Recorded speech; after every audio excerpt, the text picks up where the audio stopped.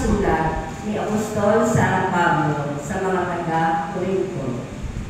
Mga kapatid, ibig kong malaman ninyo ang nangyari sa ating mga ninuno na sumunod kay Moises. Silang lahat ay naliliman ng ulap sa kanilang paglalakbay at tumawid sa dagat na pula.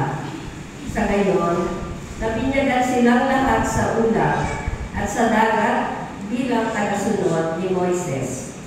Kumain silang lahat ng iisang pagkain espiritual at uminom din ng iisang inuming espiritual mula sa batong espiritual na sumubaybay sa kanila, at ang batong iyon ay si Kristo.